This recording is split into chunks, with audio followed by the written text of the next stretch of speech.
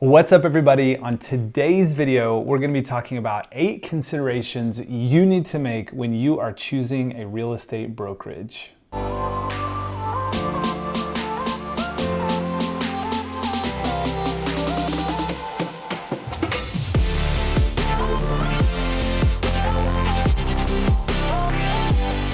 Hey guys, it's Kevin Scoggin here with kevinscoggin.com, and I want to thank you so much for checking out today's video. So in today's video, we're going to be talking about 8 considerations that you need to make when you're choosing a real estate brokerage. And I think it's really important to note on the front end that this video is not just for brand new agents. Now, if you are a brand new agent, this video should be incredibly helpful to you. But this is also for seasoned agents. I myself just recently switched brokerages after being at the same brokerage for the entire time I've had my license. And so for those of you seasoned agents out there watching this video, and even newer agents, the question that I want to challenge you with is this: in 5, 10, or 15 years, does your brokerage set you up to achieve all of your goals, dreams, and desires? And when I asked myself that question, that was kind of the game-changing question for me, and is why I switched brokerages. So let's jump into the video, and I hope that this video is helpful to you. Hey everybody, welcome to How to Choose a Real Estate Brokerage. I want to thank you guys again for checking out this video. As I mentioned in the intro, this video is not just for new agents. So I just recently switched brokerages, and I'll tell you why a little bit more throughout this video.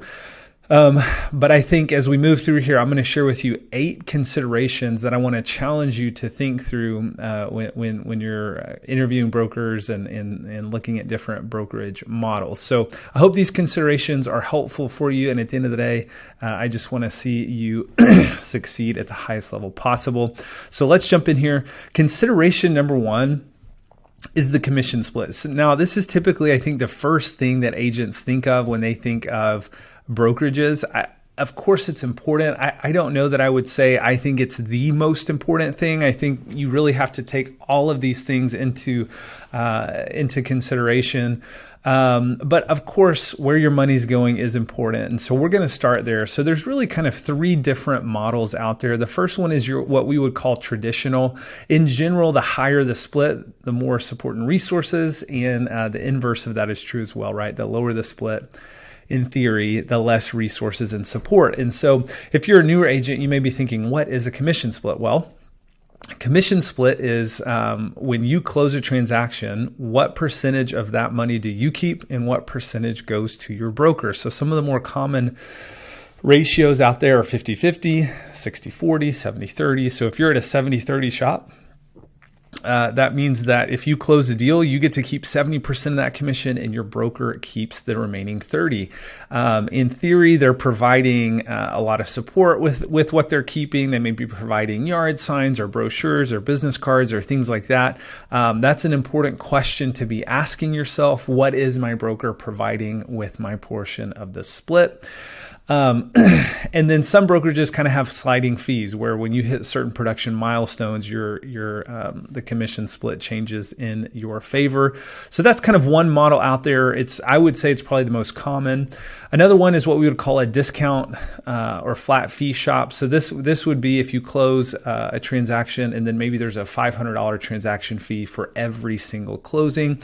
In general, these types of brokerages tend to have less support, less training, less resources, but maybe that's a good fit for you. And then there's a newer model starting to emerge here, which is I would call the 100% plus, and that's where I just moved my license to, and we'll get more into that at the end. But the first thing you need to be thinking through is the commission split and what is provided within that split. Consideration number 2 is the cap. So what is a cap? Well, if we go back to that commission split, if you think about it, let's say you're at a 70-30 shop and you close 20 deals in a year. If you're at a brokerage where there is no cap, then every single one of those deals, they're getting 30%. Well, some brokerages have what's called a cap, and maybe it's 10,000, maybe it's 15, maybe it's 20,000. And essentially what that means is once you pay in up into that capping amount, or once you cap, or once you pay into, let's say it's 16,000 or 20,000, then after that, all of your commission goes to 100% for that calendar year. So I think this to me is a pretty simple question. Would you rather know exactly how much money you'll pay into your brokerage, or would you rather pay an unlimited amount? And it amazes me how many agents out there aren't even aware that there are some brokerages with a cap. So I would encourage you to be at a brokerage with a cap, because I don't know about you, I don't want to pay unlimited amount of money. I mean, once you really start getting momentum, once you really figure out what you're doing as an agent, that adds up. And that can be a lot of money. And so the second thing that you need to be considering is the capping amount. Consideration number 3 are fees. So nobody likes to pay fees, and there can be a lot of them. There can be transaction fees, there can be listing fees, brokerage fees, technology fees. And really the question to ask, which is a similar question as it pertains to the commission split, is what do these fees include? Right? Are you getting a website for these fees, a CRM? Is there a lead generation coming from these fees? And again, every brokerage is going to be a little bit different. And so that's a really important question to ask. You know, you may be charged a desk fee, but you never go into the office, or you never use a desk at your office. And so that could be a red flag for you. But it's just really important to make sure you understand where your money is going. And if you're being charged fees, just make sure you know what those fees are paying for, or what's provided in those fees. So consideration number 3 is fees. Consideration number 4 is additional income opportunities. So I would say this is probably a little bit newer in the real estate brokerage world. But really the question to ask yourself here is, how can we make the most money doing what we're already doing? And so some brokerages will have profit sharing or revenue sharing. Some will have award you with stock when you close deals or hit certain milestones or things like that. And so there's lots of ways that you can earn additional income from just doing what you do as a real estate agent, which is sell real estate. Okay. So consideration number 4 is super important. And that is, are there additional income opportunities at this brokerage? And really this was the game-changing question for me. Okay. And I'll get more into that here in just a few minutes. Consideration number 5 is renting versus owning, right? We all know this as real estate agents. When you rent something, someone else owns the property, the business, whatever it is. And when you own something, you get to reap the rewards of ownership. Well, there are more and more brokerages now that they award stock. If they're publicly traded, they award stock based on, again, closing deals, hitting milestones, things like that. And so I think that's an important question to ask. Do you have any ownership in the brokerage that you're at? All right. Consideration number 6 is training. So most brokerages are going to provide some level of training, and this is going to vary wildly. So you're going to see traditional training, which is, may include things like, how to get your real estate business up off the ground, reaching out to your sphere of influence, door knocking, cold calling, things like that. There's training on technology, social media training. And then I think just asking yourself, is this training scheduled or is it on demand? At the brokerage I just left, they did weekly training kind of geared towards new agents. It was a little bit more traditional. And then about once a month, our broker would try to do some sort of like technology training or social media training. So it wasn't necessarily a bad thing. That was just our training schedule at our local boutique brokerage. And like I said, every brokerage is going to be different. I've heard agents talk about they get trained from an agent, or the training agent is an agent that hasn't really sold real estate in 10 to 15 years. So probably not someone I would want to be learning from. But again, the training is going to vary wildly depending on where you hang your license. And so I think this is an important thing to consider. And it's an important question to ask their brokerage, right? Specifically, what is the quality and caliber of the person training you, right? Is this a top producer? Is it someone that stopped selling real estate actively 10 years ago?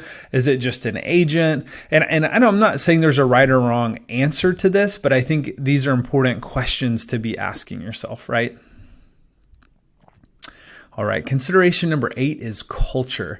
Really asking yourself, does this brokerage have an abundance and sharing culture, or does this brokerage have what I would call a competitive culture? Unfortunately, I think you'll find if you've been in real estate very long that there tends to be this competitive culture throughout the industry in general. Everyone kind of holding back their secrets or their strategies or things like that. And so I know for me, this is a really important piece. And the first brokerage that had a great culture, our broker modeled it really well. But I've definitely heard the horror stories of being at a brokerage where, you kind of have the top producer and they don't share anything. And then everyone else is just kind of, keeping to themselves and whatnot. And so I think that's an important thing to consider is, what is the culture of this brokerage and what type of brokerage do you want to be at? I know for me, I wanted to be at one with abundance and sharing.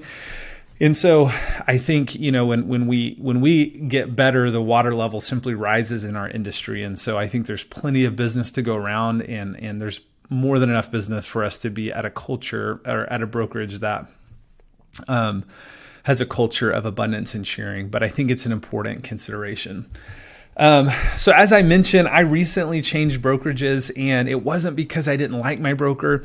In fact, my broker and I have a 10-year friendship. He's the one that got me into the industry, and he's not only been a friend, but he's been really a mentor to me. And we had great commission splits. We had great support. Was really pleased with the amount of resources we had. In fact, for the last 2 years that I was there, I was the number one agent of just over 300 agents there. But I recently, so life was good, right? But I recently made the bittersweet decision to switch brokerages. And I did that because I asked myself the question that I mentioned at the first of this video, which is this: in 5, 10, or 15 years down the road, which brokerage sets me up better to hit my goals and to achieve my dreams and my desires? And when I compared the brokerage I was at to the brokerage I moved to, for me, the answer was really clear. So I recently switched my license to eXp Realty. And before you switch off the video or you think you've heard it all, I just want to challenge you here to hear me out and see how eXp really ticks the box on every single one of these brokerages or every single one of these considerations. So number one, we have a great commission split, right? We have an 80-20 commission split across the board. And because of the additional earning opportunities, which I'll get to, I would consider us a 100% plus brokerage model. The second thing is that we have a low cap. So our cap is a low 16K cap. There's lots of brokerages out there with much higher caps than that. Once you reach that, your commission effectively goes to 100% minus some transaction fees. The third thing is it's very clear what is included in those fees. We get industry-leading or access to an industry-leading website and CRM. In fact, the CRM that we use is called KV Core. And I mean, you could go pay for it yourself and pay thousands of dollars a year for it, but this is included in our kind of fees and cap here at eXp, which is super cool. And we also get access to lead generation tools, Make It Rain, which is a Google PPC software. So there's a ton of value within these transaction fees that we're paying. The fourth thing here is the additional income opportunities. So as an agent at eXp, there's an agent equity program where you have the opportunity to purchase equity in the company at a discounted rate. With each closing, you also get awarded when you close your first deal in a calendar year. You get awarded if you were to recruit an agent into the company, you get awarded for that. So there's lots of different ways to earn stock or equity in the company, again, just by doing what you are already doing, which is selling property, right? And then the third thing is our revenue sharing program. So there's another kind of big brokerage out there that they have a profit sharing model, which is essentially, you recruit other agents to the brokerage and you kind of get a cut of the profit. The massive difference between profit sharing and revenue is profit comes off the bottom after all the expenses are paid. And oftentimes there's not that much profit to go around, whereas revenue comes off the top. And here at EXP, you can earn 7 levels deep.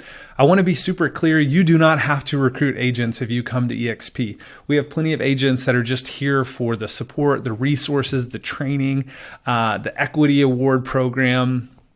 And then there are agents that really catch a vision for what the revenue share can do in terms of creating a passive stream of income. And so they do actively go out and try to recruit agents. That's totally up to you. The point is there's multiple different ways that you can earn income here at EXP. Commission, equity, and cash flow are all options here at EXP.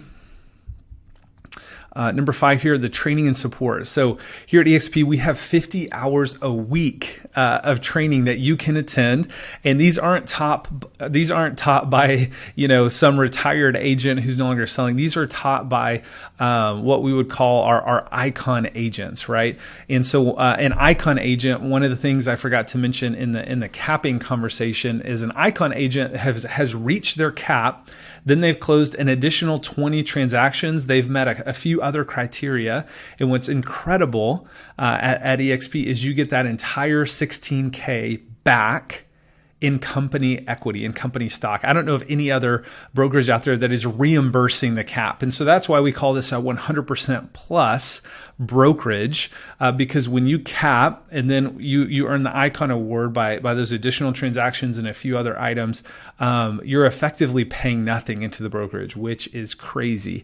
So the training every week is taught by today's leading agents and top producers, which is super cool. In addition to that, there are 950 paid employees in the cloud that are able to serve you around the clock, because we have agents in South Africa and around the globe. I don't know if I could say 24/7, but pretty much around the clock. When you need accounting support, when you need tech support, you can pop into the cloud and get it any time of day. You're not waiting on a broker who's overseeing 500 agents to respond to your text, right? So there's a ton of training, there's a ton of support. And on top of that, if you do need local support for some sort of contract issue, there are multiple brokers in each market that are paid on a salary, which means they're not incentivized to help one agent over the other, right? So there's a ton of training and there's a ton of support. And then the last thing here is simply the culture, the sharing and abundance culture. Not only do they have that at EXP in general, but I'm a part of an incredible organization within EXP called the Wolf Pack. And the support, the encouragement, the training, the resources are, in my opinion, second to none. So really the most important question, and I've alluded to it multiple times throughout this video, is this. And this is the bottom line, right? In 5, 10, or 15 years, which brokerage sets you up better to have the lifestyle and the finances that you desire? So for me, when I asked that question and compared it with where I was to what EXP and the Agent Wolfpack had to offer, to me, it was an absolute no-brainer. But I know that may not be the case for everyone. And so at the end of the day, I wanted to give you these 8 considerations to think through as you are considering where to hang your license. All right. I want to thank you guys so much for taking the time to watch this video. For more training, support, resources, or to learn how to partner with me at EXP in the Agent Wolfpack, head on over to kevinscoggin.com. And I hope this video was a blessing to you, and I'll see you in the next video.